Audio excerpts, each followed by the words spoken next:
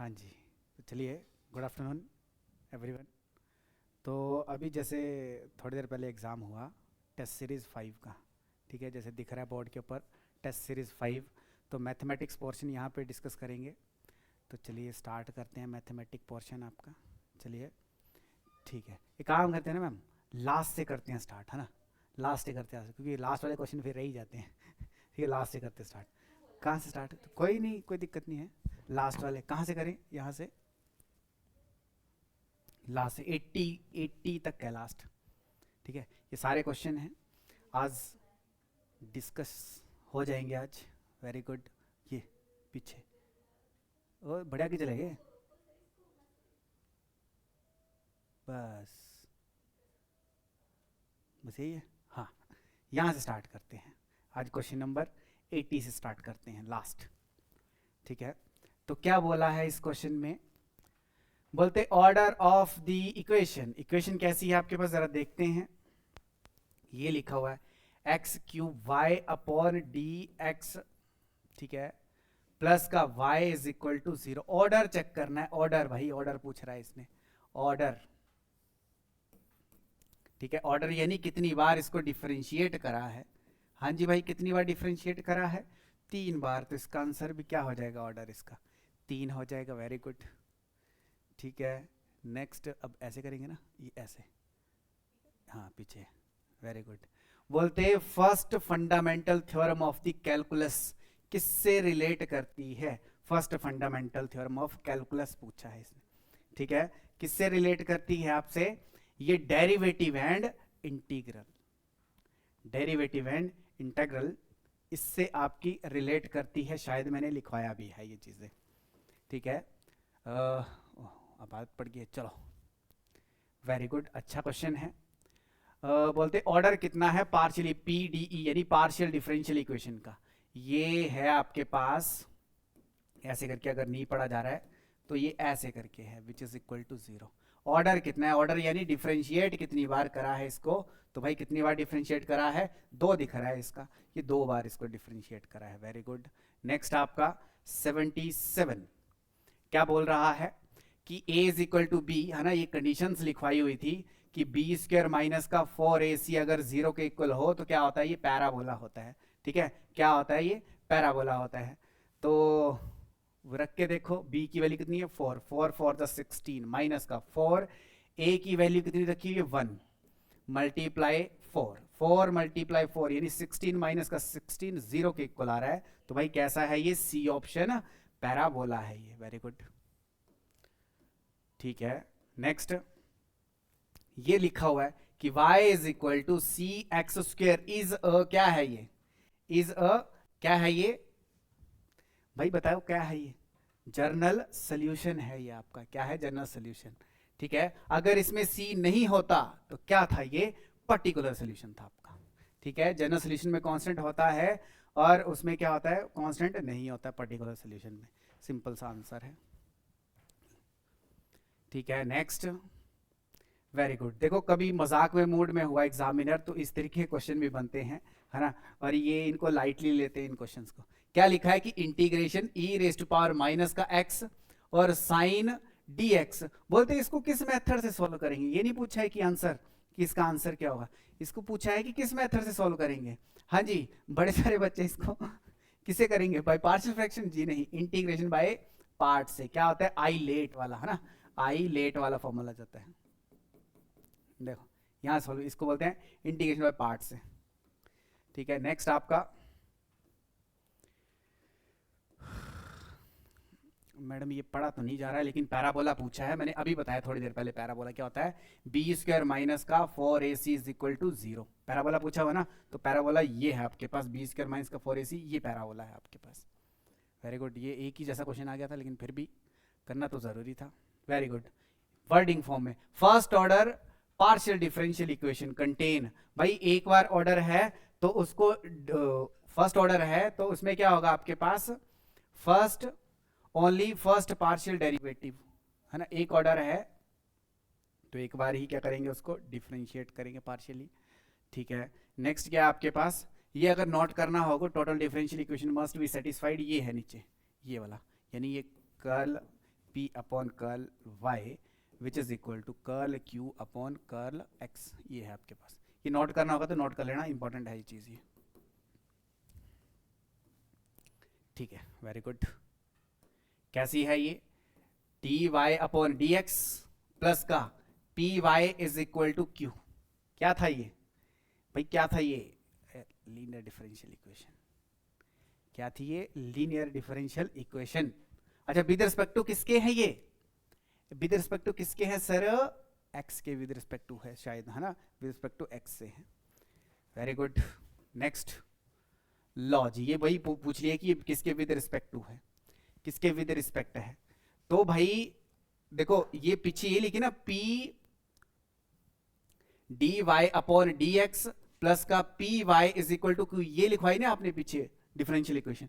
इसमें पूछा है कि किसके विद रिस्पेक्ट टू है, तो जरा इसको सॉल्व करेंगे। ये बन गया d Y upon D x which is equal to y, ये मल्टीप्लाई है, इधर जाके डिवाइड करेगा, वाई स्क्वायर माइनस का एक्स। अगर इसको इस फॉर्मेट में बनाएंगे तो देखो नीचे स्क्वायर आ रहा है, बन नहीं रहा है कुछ, तो क्या करेंगे?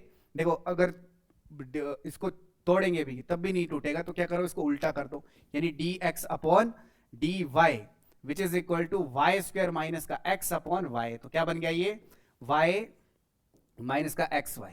ठीक है, तो भाई जैसे ही उल्टा करा तो विद रिस्पेक्ट टू किसके हो गया? ये वाई हो गया। ये इंपॉर्टेंट क्वेश्चन है आपका। ठीक है, विद रिस्पेक्ट टू कैसे चेंज करना है ये, क्योंकि बन नहीं रहा है ऐसे। नेक्स्ट है आपका, नेक्स्ट, वेरी गुड। ये लाइन मैंने लिखवाई भी हुई थी अगर किसी को याद है तो। ठीक है, क्या बोला है? बोलते order of differential equation of the family of the curve represent, ये लिखा हुआ, ये रिप्रेजेंट कर रही है। ठीक है, where a b c and d are non zero constant, ये एक क्या है? कांस्टेंट है। तो भाई मैंने क्या लिखवाया था वहां पे, एक लाइन लिखवाई थी कि जितने उसके कांस्टेंट होते हैं उतनी बार उसको क्या करना पड़ता है? डिफरेंशिएट करना पड़ता है। तो भाई ऑर्डर का मतलब क्या होता है? डिफरेंशिएट करना। अच्छा, कितने ऑर्डर है सर? 4 ऑर्डर है। तो इसका सॉरी, कांस्टेंट कितने हैं? 4 कांस्टेंट है, तो डिफरेंशिएशन भी कितनी बार करने में, ऑर्डर भी कितना होगा इसका? 4 होगा। याद रखो मैंने ये चीज लिखवाई हुई थी। ठीक है, लिखवाई हुई थी। Very good. नेक्स्ट है आपका, हाँ जी, क्या बना रहा है ये? क्या बना रहा है? पैराबोला बना रहा है। जरा चेक करते हैं। ये बन गया आपके पास X D x which is equal to minus का वाई डी वाई। ठीक है, कर दो इंटीग्रेट, लॉजिक कर दिया इंटीग्रेट। क्या बना? X square upon 2 which is equal to Y minus का वाई स्क्वायर अपॉन 2 प्लस का सी। ठीक है, इसको सीधा करो जरा, क्या बन जाएगा? एक्स स्क्वायर अपॉन का 2 प्लस का वाई स्क्वायर अपॉन का 2 which is equal to c. C मतलब कोई कांस्टेंट है आपके पास, तो x square plus y square which is equal to, उधर जाके क्या बन जाएगा? ये 2 इधर आ जाएगा। तो भाई किसकी इक्वेशन है ये? सर्कल है, ये गलत हो जाएगा आपका, सर्कल है ये। ठीक है, पैराबोला नहीं है, ये सर्कल है। ठीक है, अगर नीचे यहाँ पे ए बी अलग अलग होते ना, फिर हम सोचते थे, फिर हम सोच सकते हैं कुछ और भी हो सकता है। ठीक है, फिर वो कंडीशन कौन सी, conic, second degree conic equation के बारे में सोच सकते थे, लेकिन यहाँ पे तो सामने दिख रहा है। वेरी गुड, बड़े ही अच्छे क्वेश्चन है। बोलते order and degree of the differential equation. Order बताना है भाई कितना। ऑर्डर तो हमें पता है कि जितनी बार इसको डिफरेंशिएट करते हैं वो ऑर्डर होता है। कितनी बार सबसे हाईएस्ट बार डिफरेंशिएट हुआ है? एक ही बार दिख रहा है, यानी ऑर्डर कितना है इसका? ऑर्डर, ऑर्डर, ऑर्डर कितना है इसका? 1। अब देखो यहाँ पे 1 तो एक ही ऑप्शन में दिख रहा है, ये ऑर्डर। पहले ऑर्डर बोला हो ना, देखो जो पहले बोला हो हम वही चीज करेंगे। तो पहले ऑर्डर बोला हुआ है इसका। ठीक है, ऑर्डर, और दूसरा क्या है? डिग्री। तो इसकी डिग्री क्या? डिग्री इसकी 3 है, यानी जो हाईएस्ट ऑर्डर होता है, हाईएस्ट ऑर्डर, ठीक है, उसकी पावर चेक, हाईएस्ट ऑर्डर की क्या चेक करते हैं हम? पावर चेक करते हैं। पावर चेक करते हैं, उसको बोलते हैं हम डिग्री। ठीक है, हाईएस्ट ऑर्डर की पावर चेक करनी है, उसको डिग्री बोलते हैं। तो भाई हाईएस्ट ऑर्डर कितना है इसका? डी वाई, यानी एक बार डिफरेंशिएट करा है, उसकी पावर चेक करो जरा कितनी है? 3 दिख रही है, तो उसकी डिग्री कितनी हुई? ऑर्डर 1 है, और डिग्री कितनी हुई इसकी? 3 हुई। ठीक है, तो ऑप्शन नंबर ए इसका राइट आंसर होना था। Very good. यहाँ पे बताओ कि ऑर्डर एंड डिग्री। ऑर्डर, पहले ऑर्डर आएगा। ऑर्डर कितना दिख रहा है मेरे को? यहां से 4 दिख रहा है। ऑर्डर कितना है? ऑर्डर 4 है इसका। डिग्री कितनी है? अब इसकी पावर चेक करनी है भाई, ये नहीं कि हाँ जी पावर 4 लिख दी, बिल्कुल गलत हो जाएगा। जिसका हाईएस्ट ऑर्डर की पावर ही चेक करनी है आपने, कितनी? 1। तो डिग्री कितनी है इसकी? 1 है, तो 4 और 1 आएगा, ये डी ऑप्शन आ जाएगा। ठीक है, हाईएस्ट ऑर्डर की डिग्री ही चेक करनी है आपने। ठीक है, ज्यादा वो करना, हाईएस्ट ऑर्डर की डिग्री ही चेक करेंगे। Very good. नेक्स्ट है आपका,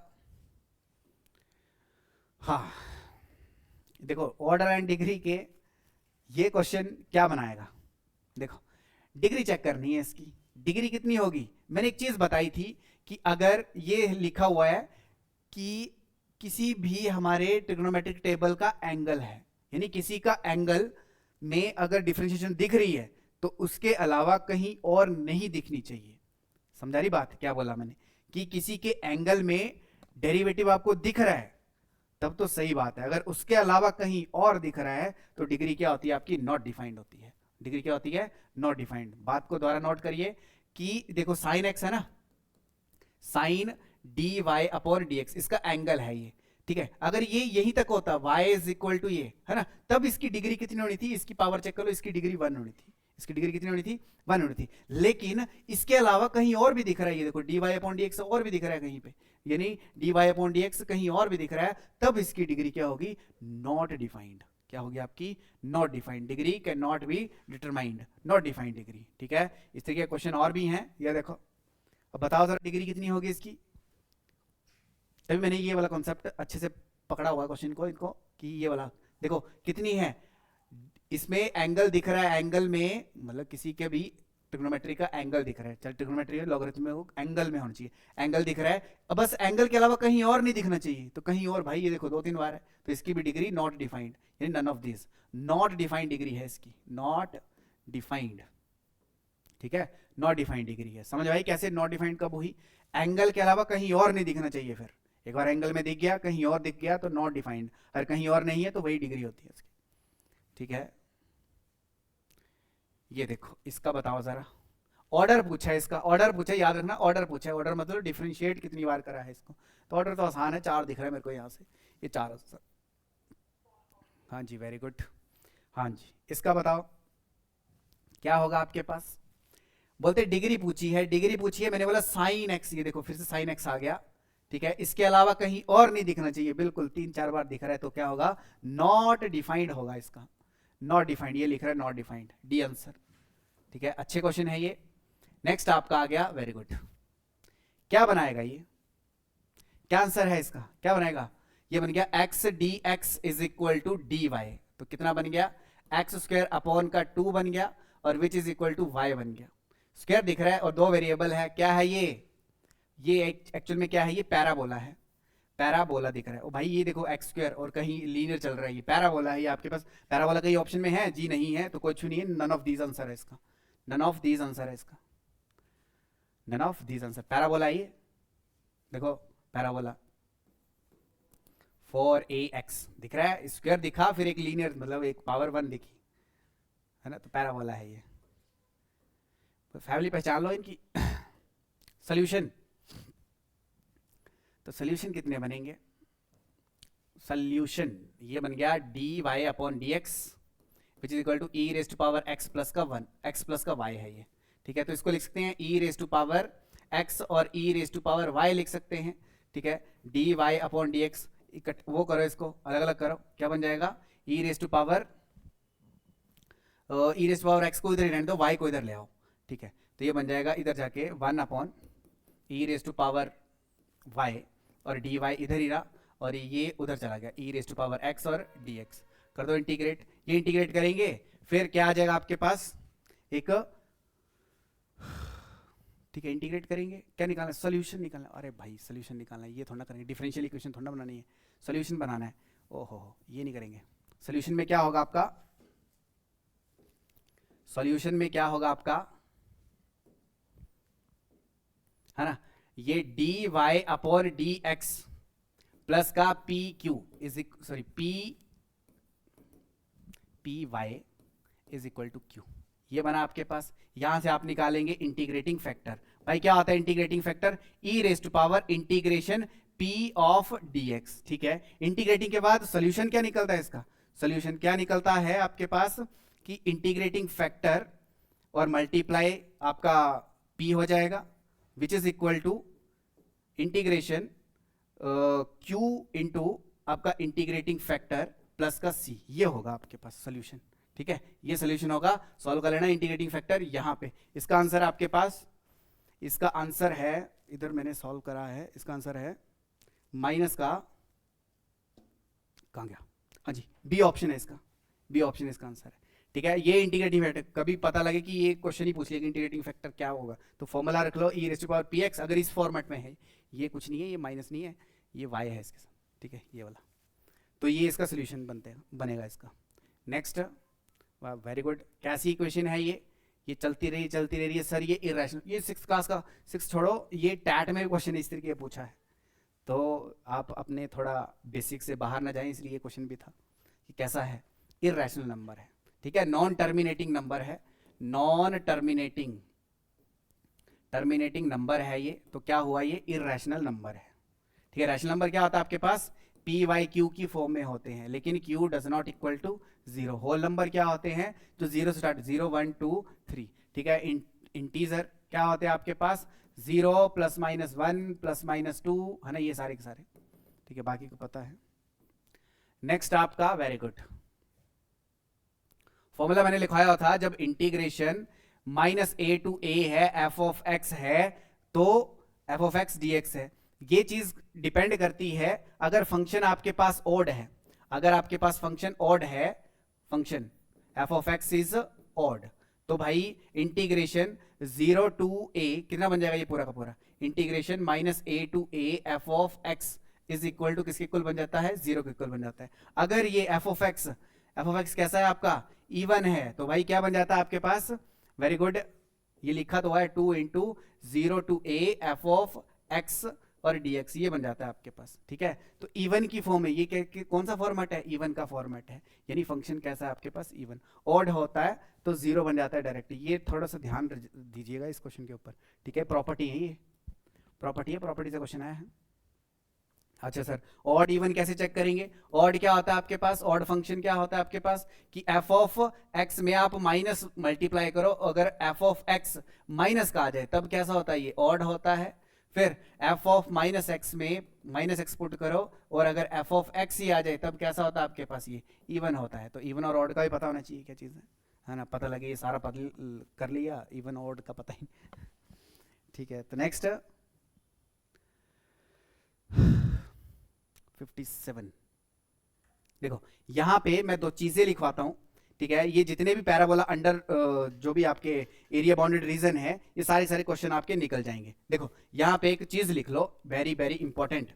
ठीक है, चीज लिख लो एक, वेरी वेरी इंपॉर्टेंट, दिख रहा है नहीं दिख रहा है, एक चीज लिख लो इधर ऐसे करके। ठीक है, ये हर एक चीज में काम आ जाती है, मतलब हर एक में क्या आ जाएगी, ये एप्लीकेबल होगी। ठीक है, पहला क्या है कि if we have two parabola, अरे ऐसे करके लिखेंगे कि if area bounded region on two parabola, 2 parabola है आप आपस में, यानी 2 पैराबोला, एक पैराबोला मान लो ये है, दूसरा पैराबोला ये है, इनका बाउंडेड रीजन पूछा हुआ है, तो भाई इंटीग्रेट करेंगे, एक सिंपल सा स्टेप होता है, क्या होता है इसका, होता है आपके पास टोटल डायरेक्ट आंसर निकल के आ जाता है 16/3 AB। ये ध्यान से लिख लीजिएगा, जब 2 पैराबोला हो, ए और बी क्या है, जैसे पैराबोला एक हुआ y² is equal to 4ax हुआ, और x² is equal to 4by हुआ, ये वाले ए और बी, ये वाली चीजें हैं, ए और बी आपकी ये वाली चीजें हैं, थोड़ा सा ध्यान में रखना, ये चीज इंपॉर्टेंट चीज है, ये है ना, डायरेक्ट आंसर आ जाता है, यानी 16/3 AB इसका आंसर आ जाएगा। ठीक है, सेकेंड पार्ट कि इफ आपके पास है क्या, एरिया बाउंडेड रीजन किस इसका, ऑन एक पैराबोला, और दूसरा क्या है आपके पास, लाइन है, एंड लाइन। ठीक है, यानी आपके पास ये पैराबोला है, ये पैराबोला बना, और एक लाइन ये इसको काटती हुई जा रही है, इसका बाउंडेड रीजन पूछ रहा है, ये एरिया बाउंडेड रीजन पूछ रहा है। ठीक है, तो इसमें भी करने की कुछ जरूरत नहीं होती है। लाइन देखो, पैराबोला क्या होगा, y² is equal to 4ax parabola हो गया, लाइन क्या होती है, y is equal to mx क्या होगी आपकी, लाइन होगी, ये होती है लाइन की equation, y is equal to mx plus c, बिल्कुल यही होती है। ठीक है, तो क्या बन जाएगा इसका, करना आपने कुछ नहीं है, ये बन जाएगा 8a² और m³ 8a² 3 divide by m³, important चीज है ये, ठीक है। अगर दो पैराबोला आपस में टकरा रहे हैं तो ये वाला फॉर्मूला, इससे डायरेक्ट आंसर आ जाएगा, ठीक है। अगर तीन पैराबोला आपस में तीन पैराबोला नहीं, एक पैराबोला और एक लाइन आपस में टकरा रही है तो उनके उनकी वजह से जो एरिया बाउंडेड रीजन बन रहा है तो उसके लिए ये। अच्छा सर एम क्या है, ए तो लग गया ना पता, ए तो ये चीज है। एम क्या है, इसकी स्लोप।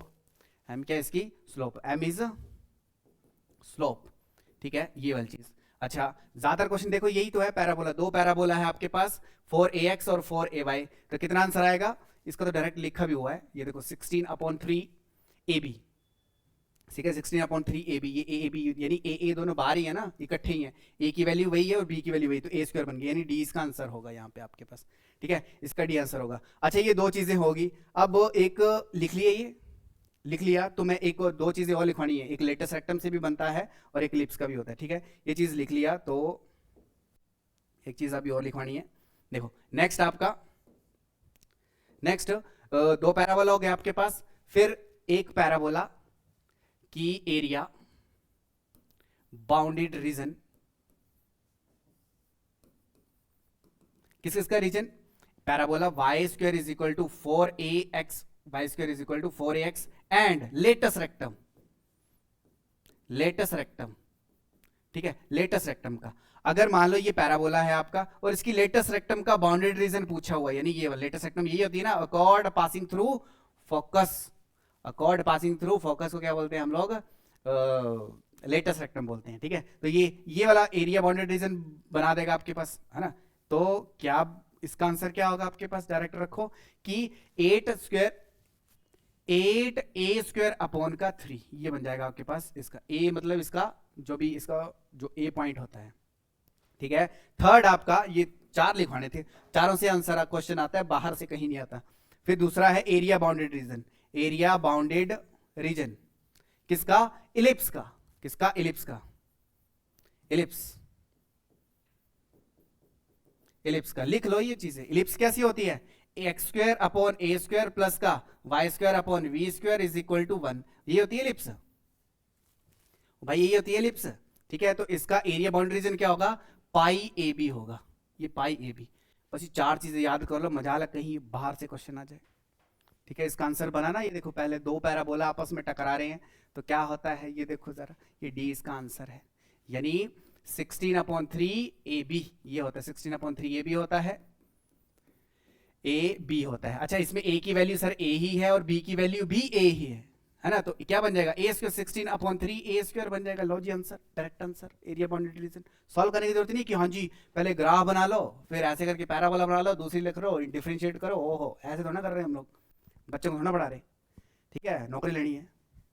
नेक्स्ट आपका, अब जितने भी क्वेश्चन आएंगे आपने इन्हीं फॉर्मूले से करना है, आपने लिखे हैं तो तब भी सही है, नहीं लिखे हैं तब भी सही है। देखो लेटस रेक्टम आ गया, वेरी गुड, लेटस रेक्टम, ये स्क्वायर नहीं है, ये ऐसे करके ये माइनस नहीं है। लेटस रेक्टम का क्या बताया मैंने अभी, लेटस रेक्टम का क्या बताया मैंने अभी, 8a² / 3, 8a² / 3, ये लो ये आंसर, ठीक है। नेक्स्ट, हाँ ये भी एक प्रॉपर्टी है जो मैंने लिखवाई हुई है, क्या बन जाएगा, ये माइनस का b/a, भाई प्रॉपर्टी है, याद रखो प्रॉपर्टी है ये भी।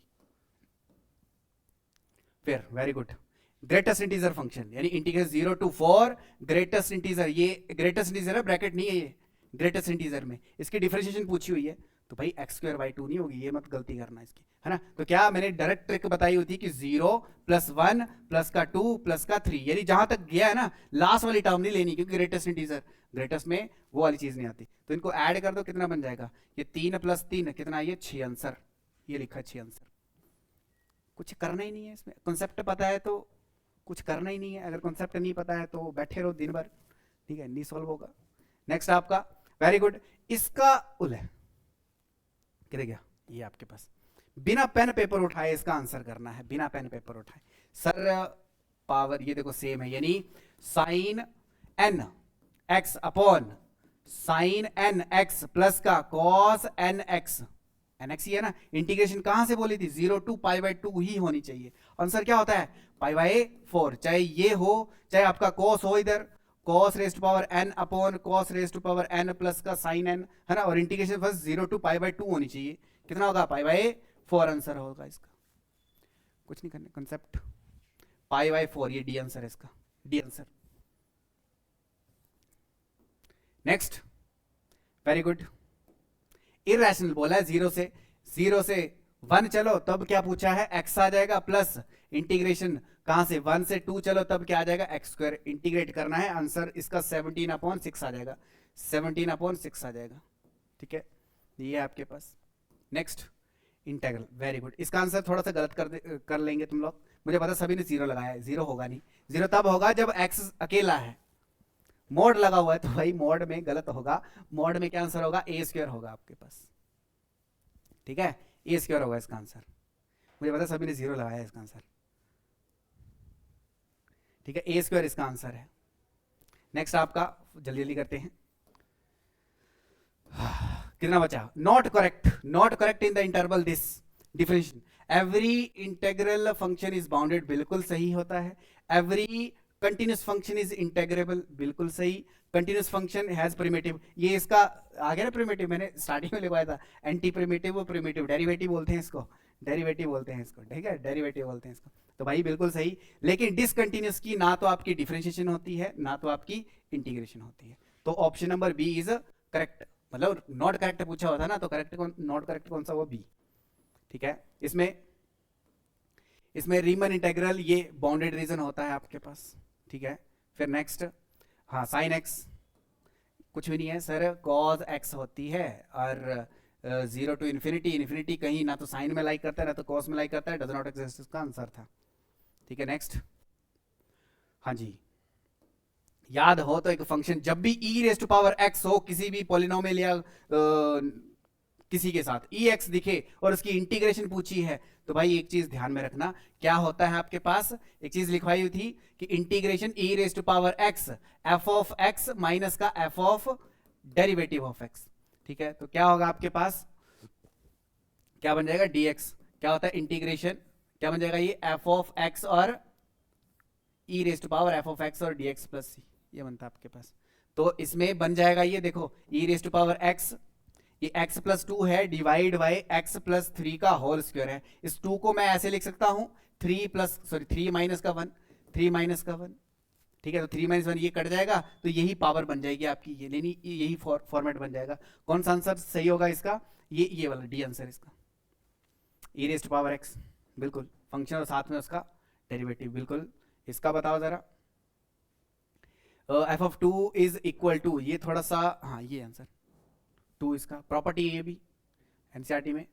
ठीक है, ये आंसर है इसका। देखो इंटीग्रेशन ये थोड़ा सॉल्व कराने वाला है क्योंकि नया क्वेश्चन है ये, sine square x upon cos square x, differentiation, square नहीं है ये, यहाँ पे गलत हो गया है, यहाँ पे 6 है, 6 है, ये 6 ही है ना, जब क्वेश्चन ऊपर स्क्वायर है नीचे 6 है, ऊपर स्क्वायर है, ये स्क्वायर है और नीचे 6 है, ये है एक्चुअल में है, ऊपर स्क्वायर है और नीचे 6 है, ये 6 करके, तो भाई ये बन जाएगा tan स्क्वायर x, और एक बच गया उसको लिख देंगे हम सीकेंट की पावर 4x इंटीग्रेशन dx।